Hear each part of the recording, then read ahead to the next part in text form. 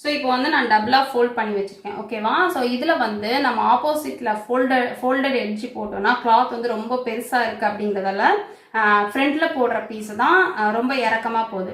So இப்போ நான் என்ன பண்ணியிருக்கேன் அப்படின்னா ஃபோல்டட் எட்ஜ் வந்து என்னோட லெஃப்ட் சைடில் இருக்குது. ஸோ நீங்கள் இந்த மாதிரி மாற்றி போட்டுக்கணும். அப்போ தான் வந்து உங்களுக்கு அந்த ஷார்ட்டேஜ் இருக்கிறது வந்து மேலே தெரிஞ்சால் தான் உங்களுக்கு மார்க் பண்ணுறது கன்வீனியண்ட்டாக இருக்கும். ஓகேவா?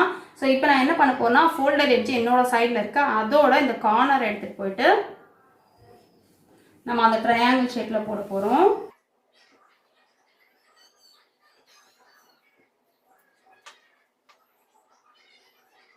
ஃபோல்டிங் புரிஞ்சிருக்கோன்னு நினைக்கிறேன். நம்ம ஃபுல் கிளாத்தை திரும்ப நான் காட்டுறேன் பாருங்க.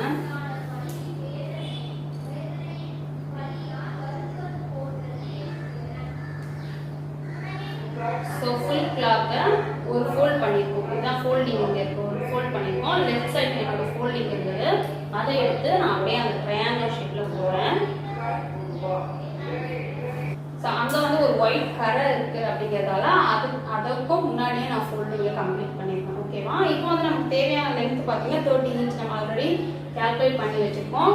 டாப்பில் 14 எடுத்துருக்கோம். ஸோ 30 இன்ச் நமக்கு தேவை. ஃபர்ஸ்ட் வந்து நம்ம கட் பண்ணி வச்சுருக்கோங்க இந்த ஷேப்பை. ஸோ இந்த ஷேப்பை இப்படி வச்சு நம்ம ஃபர்ஸ்ட் மார்க் பண்ணிக்கலாம். எந்த இடத்துல ஹிப் மெஷர் நம்ம கரெக்டாக வருதோ அந்த இடத்துல மார்க் பண்ணிக்கலாம். ஸோ இந்த இடத்துல கரெக்டாக வருது. இது இன்னுமே கொஞ்சம் எக்ஸ்பேண்ட் ஆகி வரும். ஸோ நம்ம வந்து டாட் பிடிக்கிறது எல்லாமே கேல்குலேட் பண்ணாலுமே நமக்கு இது கிராஸ் பீஸ் அப்படிங்கிறதால எக்ஸ்பேண்ட் ஆகி வரும். ஸோ இந்த ஷேப் எங்கே நம்ம கரெக்டாக இருக்கோ அந்த இடத்துல நம்ம என்ன ஷேப் ட்ரா பண்ணியிருக்கோமோ அதே ஷேப் போட்டுக்கலாம். நெக்ஸ்ட் பார்த்தீங்கன்னா நம்மளோட லென்த். இது ஃபோல்டட் எட்ஜ் இருக்குது. இந்த ஃபோல்டடில் ஃபர்ஸ்ட் நம்ம எடுத்துக்கலாம். இங்கேருந்து நம்ம மார்க் பண்ணியிருக்கோம்ல, இங்கேருந்து 30 இன்ச், இங்கேருந்து 30 இன்ச். உங்களுக்கு அதிகமாக வேணும்னா அதுக்கு மேலே அதிகமாக எடுத்துக்கோங்க. உங்களோட மெஷரை நீங்கள் எடுத்துக்கோங்க. ஸோ கொஞ்சம் கொஞ்சமாக வச்சு இந்த மெஷரை வந்து நம்ம அப்படியே போட்டுக்கணும். ஸோ 30 + 1 போட்டிருக்கேன். 31 நமக்கு ஸ்டிச்சிங்கெல்லாம் வேணும் அப்படின்றதால.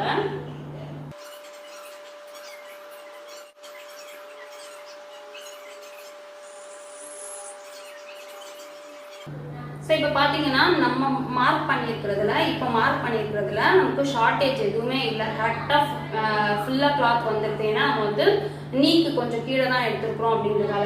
இதே வந்து நீங்கள் மார்க் பண்ணுறீங்க, உங்களோட மெஷர்மெண்ட் அதிகமாக வருது. இப்போ இதையே வந்து நான் ஃபுல் டாப்பாக போடுறேன்னு வச்சுக்கோங்களேன். ஸோ ஃபுல் டாப்பாக போடும்போது நமக்கு மெஷர்மெண்ட் அதிகமாக வருது அப்படின்னும் போது நமக்கு வந்து மெஷர்மெண்ட் கீழே இறங்கி போகும். ஸோ கீழே இறங்கி போகும்போது இந்த இடத்துல பார்த்தீங்கன்னா கிளாத் இதோட கம்ப்ளீட் ஆகிடுது. ஸோ இந்த கீழே இறங்கி வராது. ஸோ இந்த கீழே இறங்கி வர அளவு வந்து நம்ம வந்து ஜாயின் போடுற மாதிரி இருக்கும். ஸோ நம்ம இப்படி ஷேப் போடுறோம்ல, அங்கே சைடில் வர பீஸ் அதிகமாக வரும். அந்த பீஸ் எடுத்து நம்ம இங்கே ஜாயின் போடுற மாதிரி இருக்கும். ஓகேவா? பட் நான் வந்து இந்த அளவுக்கு தான் இப்போதைக்கு ஸ்டிச் பண்ண போகிறேன். லென்த்தாக போடும்போது நான் ஏதாவது சாரியில் ஏதாவது பண்ணும்போது உங்களுக்கு காட்டுறேன் அது எப்படி ஜாயின் போடணும் அப்படின்றத. உங்களுக்கு ஒரு வேலை கரெக்டாக வரல அப்படின்னா சொல்லுங்கள், பத்தலைன்னா சொல்லுங்கள். அந்த டைமில் வந்து நம்ம எப்படி ஜாயின் போடணும் அப்படின்றத சொல்லலாம். மேக்ஸிமம் வந்து ஜாயின் போடுற மாதிரி வரும். நீங்கள் கொஞ்சம் தாராளமாக கிளாத் எடுத்துக்கோங்க. உங்களுக்கு மிச்சம் இருந்தால் கூட நீங்கள் வேறு எதுக்குன்னா யூஸ் பண்ணிக்கலாம். ஓகேவா? ஸோ இவ்வளோ தான். இப்போ நம்ம வந்து டாட் வச்சுருக்கோம். உங்களுக்கு அந்த அளவுக்கு நான் கீழே போட்டிருக்கேன். கேமரா வந்து தள்ளி இருக்குது அப்படின்றத உங்களுக்கு எந்த அளவுக்கு தெரியுதுன்னு தெரியல. ஸோ அப்படியே நம்ம ஷேப் போட்டுக்கலாம்.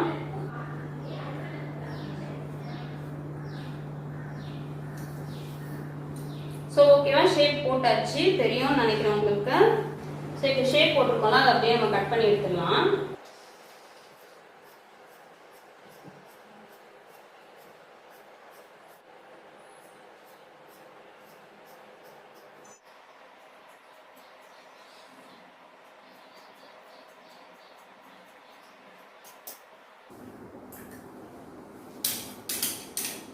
ஸோ ஓகேவா? நமக்கு கம்ப்ளீட் ஆகிடுச்சு. இந்த இடத்துல நான் ஒரு சின்னதாக ஒரு நாட்ச் போட்டுக்கிறேன், மிடில் வரணும்னு தெரியறதுக்காக. இது பார்த்தீங்கன்னா ஒரு ஃபோல்டு இருக்குது. பட் உங்களுக்கு ஃபோல்டு வேணாம், எனக்கு 2 பக்கமும் ஜாயின் பண்ணிக்கிறேன், எனக்கு பிரிக்கிறதுக்கு ஈஸியாக இருக்கும் அப்படின்ற மாதிரி நினச்சிங்கன்னா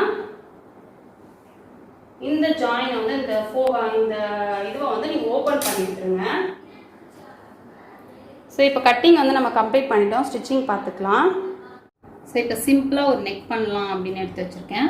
ஒரு பீஸ் கட் பண்ணி வச்சுருக்கேன். இது வந்து ஒரு காட்டன் பீஸ் தான். So rayon material cotton piece add பண்ணக்கூடாது. பட் நான் பைப்பிங்காக இந்த கிளாத் இருக்குதுன்னு நினச்சேன். பட் இந்த கிளாத் இல்லை, இந்த கலர் கிளாத் இல்லை. பிங்க்கில் பைப்பிங் கொடுத்து வேறு ஏதாவது டிசைன் பண்ணலான்னு நினச்சேன்.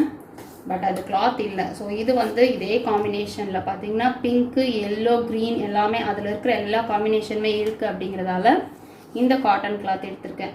ஸோ 9.5 இன்ச் எடுத்திருக்கேன். லென்த்து பார்த்தீங்கன்னா 10 இன்ச் அளவுக்கு எடுத்திருக்கேன். ஓகேவா? ஸோ 10 இன்ச் அளவுக்கு எடுத்திருக்கேன். அது 9.5 என்னென்னா இந்த கேப் தான். இங்கே பார்த்தீங்கன்னா 11.25 அளவுக்கு கேப் இருக்குது. ஸோ நமக்கு வந்து தையல்கெல்லாம் வேணும் அப்படிங்கிறதால நான் வந்து 2 இன்ச் அளவுக்கு விட்டுட்டு பேலன்ஸ் இருக்கிற அளவுக்கு நான் இந்த கிளாத் எடுத்திருக்கேன். ஜஸ்ட் நம்ம இப்போ என்ன பண்ண போகிறோம்னா இப்படி வச்சு ஸ்டிச் பண்ணிக்கலாம். ஃபஸ்ட்டு வந்து நீங்கள் ஃபோல்ட் பண்ணிவிடுங்க. உங்களுக்கு இந்த ஷேப் வேணால் இப்படி எடுத்துக்கோங்க. இல்லைனா வந்து பானைக்கே இப்படி ஒடுங்கின மாதிரி வரும்ல, அந்த மாதிரி வேணால் அப்படி எடுத்துக்கோங்க. ஸோ லைட்டாக கிராஸ் கொடுக்குறேன் நான்.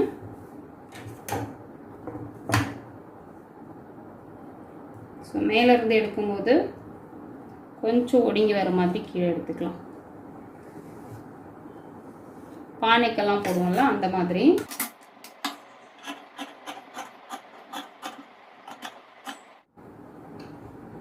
ஓகேவா? இப்போ வந்து லைட்டாக நம்ம ஃபோல்ட் பண்ணி ஸ்டிச் பண்ணிக்கலாம். இந்த 3 சைட் ஸ்டிச் பண்ணிக்கலாம். மேலே மட்டும் வேண்டாம், 3 சைடு வந்து சும்மா லைட்டாக ஒரு 1/4 இன்ச் அளவுக்கு.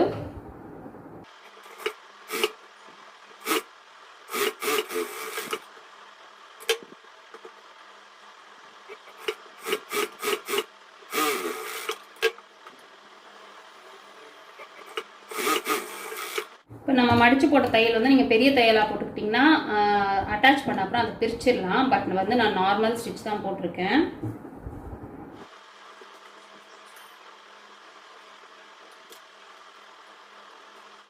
ஸோ நான் மேலே நாச் போட்டு வச்சுருக்கேன். அதனால் நாச் ஒன்றா இருக்க மாதிரி வச்சுட்டு ஜஸ்ட் நம்ம தையல் போட்டுட்டு அதுக்கப்புறம் நம்ம நெக்கை கம்ப்ளீட் பண்ணிக்கலாம். ஓகேவா?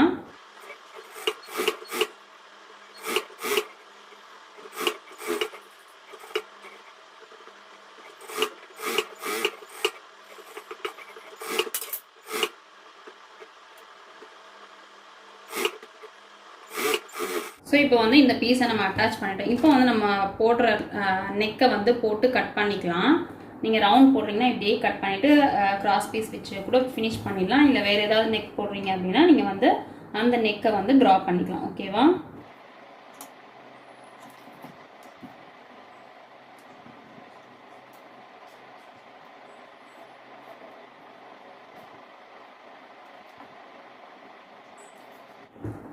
ஸோ இப்போ நம்ம ரவுண்ட் நெக் போட்டுட்டோம். இதை நான் கட் பண்ணிக்கிறேன். கிராஸ் பீஸ் கொடுத்து நம்ம ஸ்டிச் பண்ணிக்கலாம்.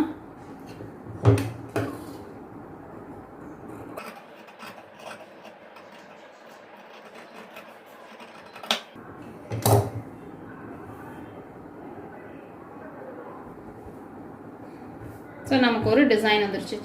ஒரு சின்ன லெவலில் சிம்பிளான ஒரு டிசைன் வந்துருச்சு.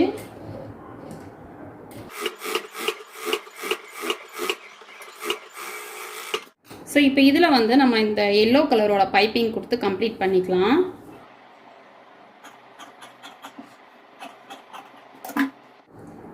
ஸோ இது பார்த்திங்கன்னா ஈவனாக வருது. ஸோ இப்படி நம்ம எடுத்து வச்சுட்டு ஆப்போசிட்டாக வச்சுட்டு தான் ஜாயின் பண்ணணும்.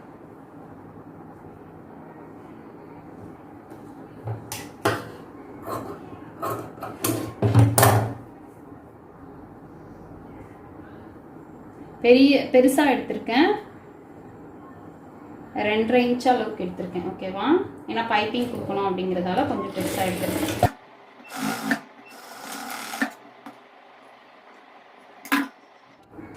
ஸோ இப்போ வந்து இதை அப்படியே ஃபோல்ட் பண்ணி நம்ம ஸ்டிச் பண்ணிக்கலாம். ஒரே ஒரு ஃபோல்டு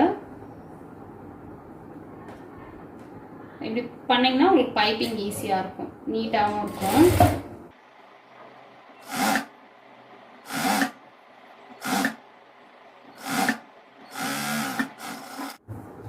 ஸோ இப்போ அப்படியே நம்ம நெக்கில் வச்சு டர்ன் பண்ணிக்கலாம்.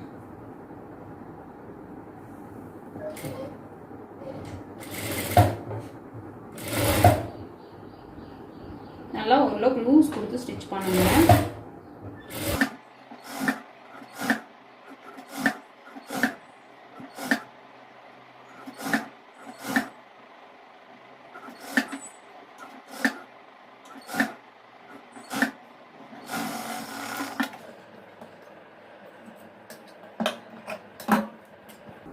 ஸோ ஸ்டிச் பண்ண அப்புறம் நம்ம அப்படியே ஃபோல்ட் பண்ணி பைப்பிங் வைக்கணும்.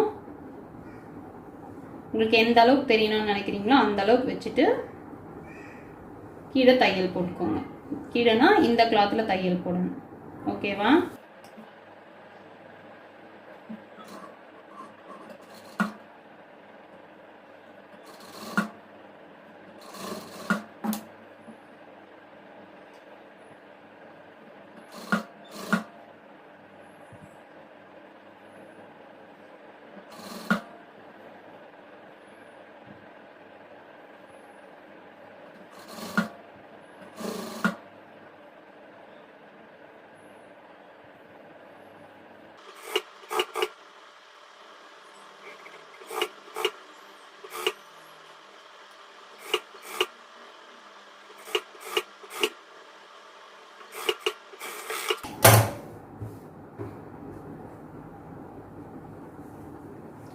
ஸோ இப்போ பைப்பிங் நம்ம கம்ப்ளீட் பண்ணிட்டோம். ஸோ 1/4 இன்ச்சு தள்ளி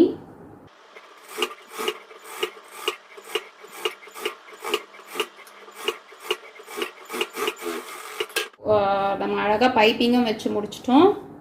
ஸோ இது ஒரு மெத்தட். இந்த மெத்தட் வந்து கொஞ்சம் ஈஸியாக இருக்கும் அப்படின்றதால இது நான் உங்களுக்கு சொல்லியிருக்கேன். இன்னும் நிறைய மெத்தட்ஸ் இருக்குது பைப்பிங் வைக்கிறதுக்கு. இது வந்து ஈஸியாக இருக்கும், பட் நீங்கள் டபுள் ஃபோல்ட் பண்ணி ஸ்டிச் பண்ணணும். ஓகேவா? ஸோ இப்போ பேக் நெக்கையும் நம்ம கம்ப்ளீட் பண்ணிக்கலாம். பேக் நெக்கும் நான் வந்து கிராஸ் பீஸ் கொடுத்து தான் அட்டாச் பண்ண போகிறேன். ஃபினிஷ் பண்ணிவிட்டு நம்ம வந்து ஜாயின் பண்ணிக்கலாம்.